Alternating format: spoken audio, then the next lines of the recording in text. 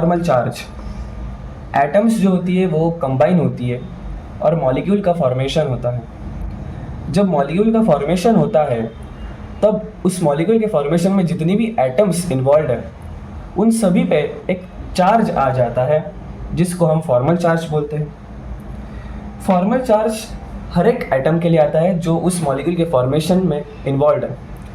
तो formal charge का जो फॉर्मूला होता है हमारे पास, formal charge on atom equal to total number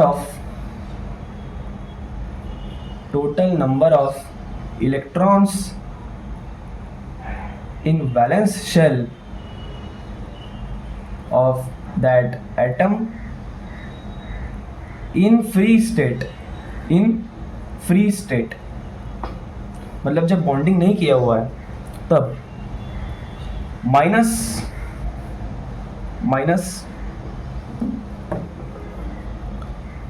total number of electrons in lone pair after bonding minus half of total number of bonding electrons। ठीक है, अभी हम इस फॉर्मूले को देख लिया आपने। अभी हम एक एग्जांपल के थ्रू फॉर्मल चार्ज निकालने को सीखते हैं। तो हम एग्जांपल लेते हैं। यहाँ पे एक PH3 का मॉलिक्यूल होता है। तो इस PH3 के मॉलिक्यूल का हम लिविज स्ट्रक्चर निकाल के देखते हैं। तो फॉस्फोरस बीच में आ जाएगा और 3 हाइड्रोजन उसके सराउंडिंग में। जैसे आपको पता है फॉस्फोरस जो होता है उसके फ्री स्टेट में जब होता है उसके पास 5 इलेक्ट्रॉन होते हैं, 5 बैलेंस शेल इलेक्ट्रॉन होते हैं। हाइड्रोजन के पास 1 इलेक्ट्रॉन होता है।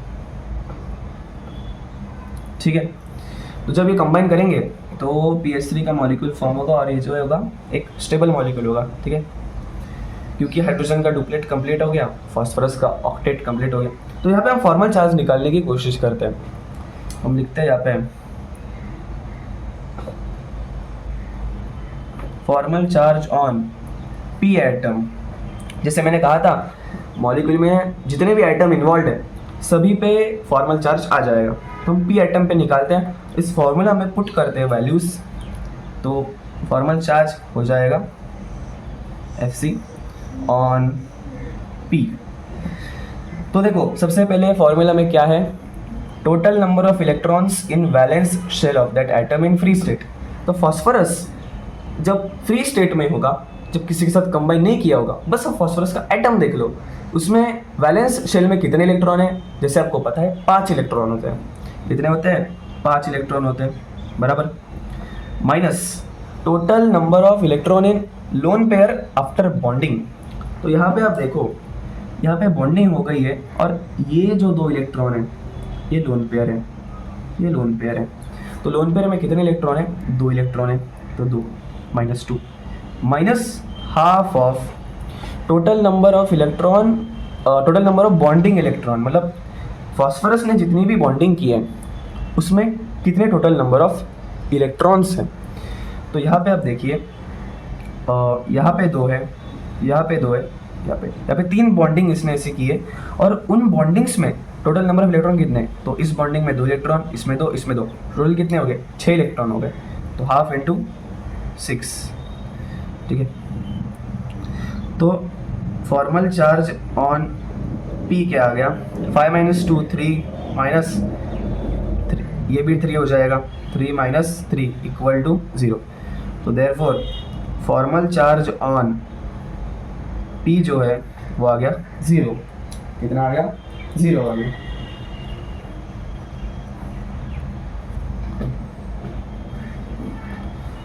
अब हम फॉर्मल चार्ज निकालते हैं हाइड्रोजन एटम पे। फॉर्मल चार्ज ऑन हाइड्रोजन, वहाँ पे भी सेम करेंगे। Total number of electron in valence shell of that atom in free state. Free state में हाइड्रोजन में कितने इलेक्ट्रॉन होते हैं? 1 ही इलेक्ट्रॉन होता है।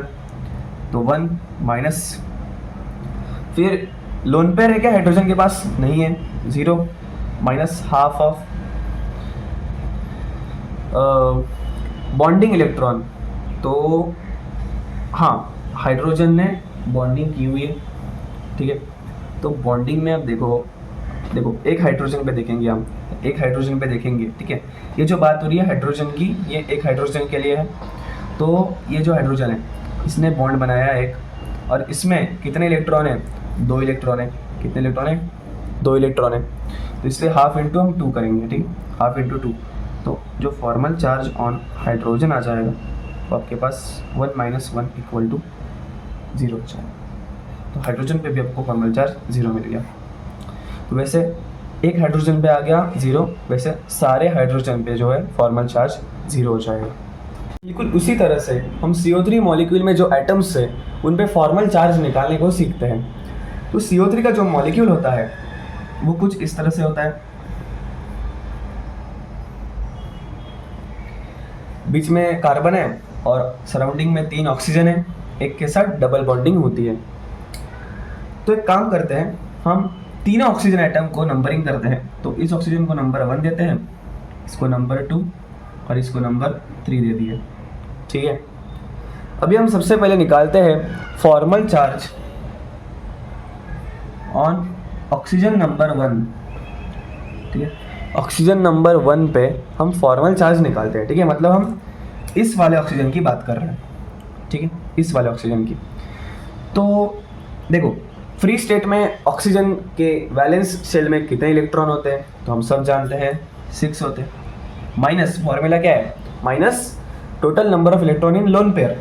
तो देखो यहाँ पे हम लोन पेयर कैसे जज करेंगे, कितने होंगे लोन पेयर? तो देखो जो बॉन्डिंग वगैरह होती है वो क्यों होती है? ऑक्टेट पूरा करने के लिए, बराबर है। तो ऑक्सीजन के वैलेंस शेल में जब 8 इलेक्ट्रॉन हो जाएंगे तब उसका ऑक्टेट पूरा हो जाएगा। तो देखो यहाँ पे जो है बॉन्डिंग करके ऑक्सीजन ने कितने इलेक्ट्रॉन पाए हैं? तो 2 इलेक्ट्रॉन उसके ऑक्टेट में आए। बचे हुए 6 इलेक्ट्रॉन कहाँ होंगे? तो उसके लोन पेयर में होंगे। तो यहाँ पे जो है ऐसे 3 लोन पेयर यहाँ पे ऑक्सीजन के होंगे। अब काउंट करो, 1 2 3 4 5 6 और 7 8। तो अब उसका ऑक्टेट पूरा हो गया। तो 3 लोन पेयर है, और 3 लोन पेयर में कितने टोटल नंबर ऑफ इलेक्ट्रॉन हैं? तो एक में 2 होते हैं, तो 3 लोन पेयर में 6 हो जाएंगे। तो 6 - 6 कर दो, माइनस हाफ ऑफ बॉन्डिंग में कितने हैं? तो बोलते हैं कि 2 इलेक्ट्रॉन है। देखो बॉन्डिंग में 2 इलेक्ट्रॉन है ना, तो 2 तो कैंसिल हो गया। 6 - 6 0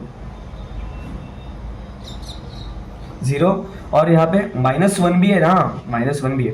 तो चार्ज क्या, फॉर्मल चार्ज क्या आ गया? ऑक्सीजन नंबर 1 -1 आ गया, ठीक है।